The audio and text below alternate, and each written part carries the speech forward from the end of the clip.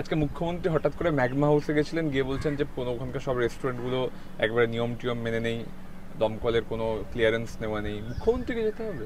তো রেস্টুরেন্ট নিয়ম না মেনে চলছে, দমকলের ক্লিয়ারেন্স ছাড়া চলছে, এটা দেখার দায়িত্ব কার? এই কথাগুলো কি মুখ্যমন্ত্রীর উদ্দেশ্যে রাজ্যের মানুষ বলবেন, নাকি মুখ্যমন্ত্রী রাজ্যের মানুষকে বলবেন? ওনার দমকল মন্ত্রী থেকে শুরু করে মেয়র থেকে শুরু করে সবকটা পয়সা খাবে, সবকটা বড় বড় হোটেলে রেস্টুরেন্টে দু একটা করে ওদের জন্য আলাদা ঘর রাখা থাকবে এলাকার স্থানীয় নেতা, তৃণমূল নেতাদের ফুর্তি করার জন্য। ওরা ওখানে ফুর্তি করবে, ওরা বসে মাল খাবে, ওখানে মাস গেলে পয়সা খাবে ওখান থেকে। আর তারপরে যখন আগুন লেগে যাবে, তখন যে কথাগুলো মানুষের সরকারকে বলার কথা, সেই কথাগুলো দাঁড়িয়ে সরকার মানুষকে বলবেন। এই রাজনীতি করে আপনি আর কদিন চালাবেন? কি করে একটা বাচ্চাদের স্কুলের উল্টো দিকে ডান্স বারের পারমিশন দেওয়া হয়েছিল, ওখানে ডান্স বার চলছিল। আর মমতা ব্যানার্জি এমন একটা দল চালাচ্ছেন, ওনাকে পয়সা দিলে স্কুলের উল্টো দিকে নয়, স্কুলের ভেতরে স্কুলের ক্লাসরুমেও ডান্স বারের পারমিশন দিয়ে দেবেন। তো যে কথাগুলো ওনার উদ্দেশ্যে জিজ্ঞেস করার কথা, আমাদের ওনার কৈফিয়ত চাওয়ার কথা, সেটা নিয়ে উনি আমাদেরকে প্রশ্ন করছেন। মুখ্যমন্ত্রী বলছেন একজনের মৃত্যু হলেও সেটাকে তিনি ছেড়ে কথা বলবেন না, এই সিলিন্ডারের পর সিলিন্ডার জমা আছে বিভিন্ন রেস্টুরেন্টে, এগুলো চলবেন। উনি কজনের মৃত্যুর পরে ধরে কথা বলেছেন? আজ পর্যন্ত পশ্চিমবাংলায় এই করে কত মানুষের মৃত্যু ঘটলো। এর আগে যখন ওই একটা লোক বোম ফেটে সে নিজে মারা গেল এবং তার আগে কতগুলো নিরীহ মানুষ মারা গেল, তখনও মুখ্যমন্ত্রীর এক ডায়লগ শুনেছিলাম। এর আগে যখন এই কদিন আগে যখন বাঘাযতীনে বিল্ডিং ভেঙে পড়লো, তখনও মেয়রের একই কথা শুনেছিলাম। পশ্চিমবাংলায় লাশের পর লাশ পড়ে যাচ্ছে তৃণমূল কংগ্রেসের অকর্মণ্যতা, তৃণমূল কংগ্রেসের চুরি দুর্নীতির জন্য। প্রত্যেকবার এই এক ডায়লগ। আজকে মুখ্যমন্ত্রী যখন মিডিয়ার সামনে দাঁড়িয়ে এই কথাগুলো বলছেন, তখন মনে হচ্ছে যেন রাজ্যে বামফ্রন্ট সরকার চলছে। রাজ্যের বিরোধী দলনেত্রী মমতা বন্দ্যোপাধ্যায় সেখানে পর্যবেক্ষণে গিয়ে মিডিয়াকে বামফ্রন্ট সরকারের বিরুদ্ধে বিবৃতি দিচ্ছেন। ওনার বিবৃতি দেওয়ার মানে ভাষা শুনে, ওনার বডি ল্যাঙ্গুয়েজ থেকে কে বলবে যে উনি রাজ্যের মুখ্যমন্ত্রী? বিরোধী থাকার সময় যে কাজগুলোকে উনি শিখেছিলেন, মুখ্যমন্ত্রী থাকার সময় সেগুলোকে নাটকবাজির মতো করে অভিনয় করে নিজের অকর্মণ্যতা, অপদার্থতা এবং নিজের চুরি ঢাকছেন। আপনি মমতা ব্যানার্জি এই ডায়লগবাজিগুলো করা ছাড়া জীবনে কোন কাজটা করেছেন? কোন মানুষের কোন এরকম মানে অপ্রয়োজনীয় মৃত্যুর পরে আপনি ব্যবস্থা নিয়েছেন? আজকে যেরকম 16 জন মানুষ আমাদের রাজ্যের অতিথি তারা মারা গেলেন, এরকমভাবে কে আমাদের রাজ্যে গান গাইতে এসে মারা গেছিলেন? আপনার দলের কর্মীগুলো মেরে ফেলেছিল কে। 2500 মানুষের ক্যাপাসিটির নজরুল মঞ্চে 7500 পাস নিলাম করেছিল আপনার তৃণাঙ্কুর ভট্টাচার্য থেকে শুরু করে তৃণমূল কংগ্রেসের ছাত্র নেতাগুলো। চুরি করেছিল, চোর। নজরুল মঞ্চটাকে গ্যাস চেম্বার বানিয়েছিল, বানিয়ে কে মেরে ফেলেছিল। তখন এই সমস্ত বাতালাবাজি শুনেছিলাম। কি হয়েছে দেখবো, কাউকে ছাড়া হবে না, কাউকে এই করা হবে না, সেই করা হবে না। কি করা হয় তারপরে? আপনি সমস্ত ফালতু কথা বলছেন। Thank you so much. আজকে শুভেন্দু অধিকারীরা তারা পরিদর্শনে গেছিলেন, গতকাল সুজন চক্রবর্তীরা পরিদর্শনে গিয়েছিলেন। 16 জন মানুষ মারা গেলেন একটা শহরে। শুধু 16 জন মানুষ যারা আমাদের শহরের অতিথি ছিলেন, যারা আমাদের শহরে বাইরে থেকে এসেছিলেন, তারা যখন মরে গেলেন, দুটো ছোট ছোট বাচ্চা মায়ের কোল খালি করে পুড়ে ছাই হয়ে গেল, তখন ইতিহাসে লেখা থাকবে এই কথা, রাজ্যের মুখ্যমন্ত্রী এবং রাজ্যের বিরোধী দলনেতা দুজন একসঙ্গে ধর্মচর্চা করছিল।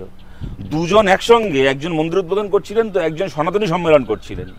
আর আমাদের একটা বিধানসভার আসন নেই, লোকসভার আসন নেই, আমাদের বিরাট কিছু করার ক্ষমতা নেই।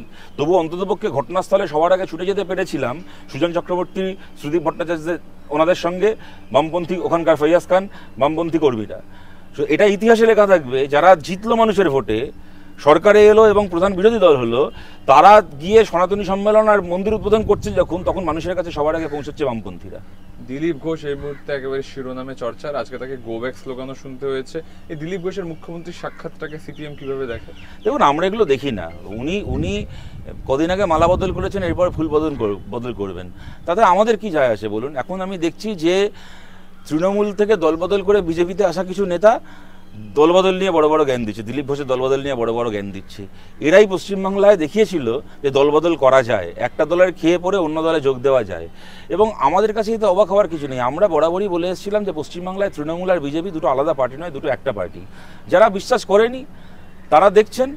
আর এই সত্যিটা মানুষের সামনে চলে আসলে যাদের করে কমবে খেতে অসুবিধা হবে, তারা বেশি ছটফট করছে। তার বাইরে আমাদের নতুন করে বলার কি আছে? তবে দিলীপ ঘোষ আজকে যে কথাগুলো বলেছেন, আমার মনে হয় যে এই কথাগুলোকে নিয়ে সত্যি একটুখানি আলোচনা হওয়া দরকার রয়েছে। যে উনি বলছেন যে তৃণমূলে বসে যারা ইনকাম করেছে তারা এখন বিজেপিতে এসে ইনকাম করার জন্য, তার মানে বিজেপিতে এসে বিজেপির বিরোধী দলনেতা থেকে শুরু করে বিভিন্ন পদ পেয়ে ইনকাম করা যায়। তো সৌমিত্র খানকে নিয়ে বলছেন শুভেন্দুর কাছ থেকে প্যাকেট পাবে বলে ও এখন এই সমস্ত বড় বড় কথা বলছে। তো শুভেন্দুর কাছে কোন প্যাকেট আছে? কোন প্যাকেট দেন শুভেন্দু অধিকারী ওনার দলের কর্মীদেরকে, নেতাদেরকে নিজের সঙ্গে রাখার জন্য? এই প্যাকেটের ভেতর কি আছে আমাদেরকে জানতে হবে। যেমন তথাগত রায় এর আগে বলেছিলেন কামিনী কাঞ্চন বিজেপিতে পয়সার বিনিময় এবং মেয়েদেরকে ব্যবহার করে, মহিলাদেরকে পণ্য হিসেবে ব্যবহার করে বিজেপির টিকিট বিলি করা হয়। অর্থাৎ বিজেপির মধ্যে যে কত অন্ধকার রয়েছে, ওখানে মেয়েদের ট্রাফিকিং থেকে শুরু করে, টাকা দিয়ে টিকিট কেনা থেকে শুরু করে, এমনকি দলে কে কার লোক হবে সেইটা ঠিক করা হয় পর্যন্ত প্যাকেট দিয়ে।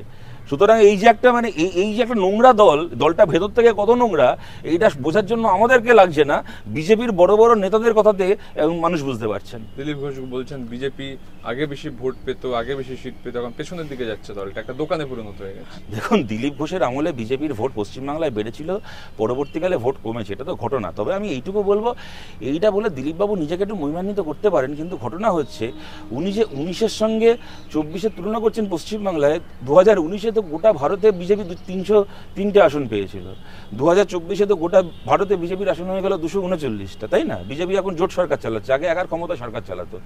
অতএব মানে দিলীপবাবু মানে নিজের ছবিতে নিজে ফুলমালা দিয়ে পুজো করে আনন্দ পেতেই পারেন, কিন্তু ঘটনা হচ্ছে গোটা ভারতেই বিজেপির জনপ্রিয়তা কমেছে এই সময়কালের মধ্যে, খালি পশ্চিমবাংলা বলে নয়। এবং এখানে ওই দিলীপ ঘোষের কি শুভেন্দু অধিকারীর ব্যাপার এটা খালি নয়, মোদী অমিত শাহ একটা সময় বিজেপিকে একটা সাফল্যের শিখরে নিয়ে যেতে পেরেছিলেন, মোদী অমিত শাহর নেতৃত্বেই বিজেপির ভোট কমছে গোটা দেশে, সেই সঙ্গে বাংলাতেও কমেছে। এই তৃণমূল এখন জয় বাংলার পাশাপাশি জয় জগন্নাথেও ফোকাস করছে। দেখুন, ওদের যখন দরকার পড়বে তখন ওরা জয় বাংলা বলবে, যখন দরকার পড়বে তখন আল্লাহু আকবার বলবে, যখন দরকার পড়বে তখন জয় জগন্নাথ বলবে, কিন্তু আলটিমেটলি তৃণমূলের কাজ হচ্ছে জয় মমতা বলে চুরি করা। আর সেই জয় মমতা বলে চুরি করাটাকে যাতে ভালো করে করা যায়, তার জন্য যখন যে রাজনৈতিক চেহারা, যখন যে ধর্মীয় চেহারা নেওয়ার দরকার এরা নিয়ে নেবে, তার বাইরে ওদেরকে নিয়ে আলোচনা করার কি আছে বলুন? সরকারি অনুষ্ঠানটায় অভিষেক বন্দ্যোপাধ্যায় অনুপস্থিত। উনি উপস্থিত থাকবেনটা কেন, এটাই তো একটা কথা। উনি কোন হরিদাস যে উনি সরকারি অনুষ্ঠানে উপস্থিত থাকবেন? এর আগে, হ্যাঁ সেটাই কথাটা, এর আগে অভিষেক বন্দ্যোপাধ্যায় সরকারি অনুষ্ঠানে থাকতেন কেন আদৌ, সেইটাই একটা প্রশ্ন ছিল। ওনাকে মমতা বন্দ্যোপাধ্যায় আলিপুরদুয়ারে মঞ্চে তুলে নিয়েছিলেন সরকারি অনুষ্ঠান, যেখানে উনি কেউ নন, আলিপুরদুয়ারের সিটিং এমপি সেই অনুষ্ঠানে আমন্ত্রণপত্র পাননি, আর অভিষেক ব্যানার্জি যে পশ্চিমবঙ্গ সরকারের দূর দূরান্তে কেউ নয়, সে মঞ্চে বসে আছে। সুতরাং এই ভায়োলেশনগুলো হয়েছিল যখন পিসি ভাইপোর সম্পর্ক ভালো ছিল। এখন পিসি ভাইপোর সম্পর্ক খারাপ, এখন দল থেকেও ঘাট ধাক্কা খাচ্ছে, সরকারি প্রোগ্রাম থেকেও ঘাট ধাক্কা খাচ্ছে। কিন্তু আমরা এইটুকু বলতে পারি, আপনার সঙ্গে আপনার ভাইপোর সম্পর্ক কখন কেমন থাকবে, তার ওপর দলে ওনার কখন কিরকম কর্তৃত্ব খাটছে সেইটা নির্ধারিত হোক, কিন্তু সরকারি অনুষ্ঠানের মঞ্চে অভিষেক ব্যানার্জি থাকার অধিকার আগেও ছিল না, এখনো নেই, ভবিষ্যতেও থাকবে না। এই দিলীপ ঘোষ এই সাক্ষাতের পর বিজেপিতেই জল্পনা শুরু হয়েছে দিলীপ ঘোষ এবার তৃণমূলে যাবে। হ্যাঁ, তো বললাম এর আগে কদিন আগে মালা বদল করলেন, এরপর ফুল বদল করার সময় এসে গেছে। কিন্তু কথাটা হচ্ছে, কে বিজেপি থেকে কে তৃণমূলে যাবে, কে তৃণমূল থেকে কে বিজেপিতে আসবে। এখন তৃণমূলে কজন এমন নেতা আছে বলুন যে কখনো বিজেপি করেনি, আর আজকের বিজেপিতে কজন এমন নেতা আছে যে এর আগে কখনো তৃণমূল করেনি। সুতরাং তৃণমূল এবং বিজেপি, দেখুন এটা ঘটনা যে পশ্চিমবাংলায় বেশিরভাগ নেতা নেত্রী কমন, এরা আপনি বাংলায় প্রায় এরকম কোনো বিজেপি নেতা পাবেন না যে এর আগে তৃণমূল করেনি, প্রায় এমন কোনো তৃণমূল নেতা পাবেন না যে কিনা এর আগে চুরি করেনি। সুতরাং এগুলো আমাদের এই জল্পনাগুলো কারোর কাছে মুখরোচক হতে পারে, কিন্তু এতে আমরা অবাক নই। এই দমকলে প্রচুর শূন্যপদ, ফলে এই ইন্সপেকশনগুলো দীর্ঘদিন ধরে আটকে আছে এবং 3 বছর ধরে এই ঋতুরাজ হোটেল উইথাউট এনওসি চলছে। শুনুন, আপনাকে একটা কথা বলি, শূন্যপদ দমকলে আছে, শূন্যপদ পুলিশে আছে, শূন্যপদ কর্পোরেশন, মিউনিসিপ্যালিটি, স্কুল, কলেজ সর্বত্র রয়েছে, কিন্তু কোনো শূন্যপদ একমাত্র এই ঘটনাগুলোর পেছনে কারণ নয়। তার কারণটা হচ্ছে, দমকলে শূন্যপদ আছে বলে আপনি কি ভাবছেন দমকল দপ্তর জানে না যে কোন হোটেলে বেআইনিভাবে কি চলছে? যদি নাই জানে, তাহলে দমকল মন্ত্রী থেকে শুরু করে এলাকার কাউন্সিলর থেকে শুরু করে মেয়র পয়সা খাচ্ছে কোত্থেকে? ওদের নিজেদের যা ইন্সপেকশন হওয়া ঠিক হয়ে যায়, কোথায় বেআইনি ছাদ ঢালাই হয়ে কটা ফ্ল্যাট বাড়তি উঠছে, কোথায় কোন হোটেল উইদাউট পারমিট চলছে, কোথায় ফায়ার লাইসেন্স ছাড়া বিয়ার বার চলছে, কোথায় ডান্স বার চলছে। তৃণমূলের নিজস্ব ইন্সপেকশন পয়সা খাওয়ার জন্য যেখানে যা হওয়ার ঠিক হয়ে যায়, এবং সেই কারণে সরকারি নিয়মটা ইমপ্লিমেন্টেড হয় না। যদি সরকারের কাছে কি তৃণমূলের কাছে খবরই না থাকতো, তাহলে এটা পয়সাগুলো খেতে থেকে পয়সা যখন খাচ্ছে জানবেন ইন্সপেকশন যা হওয়ার ঠিকই হয়েছে। শূন্যপদ ডেফিনেটলি একটা ইস্যু, কিন্তু সেটা আলাদা ইস্যু, তার জন্য ইন্সপেকশন কোথাও আটকে নেই। মুশকিল হচ্ছে ইন্সপেকশন করে ওরা আইন বলবৎ করে না, ইন্সপেকশন করে ওরা পয়সা খায়। Thank you so much.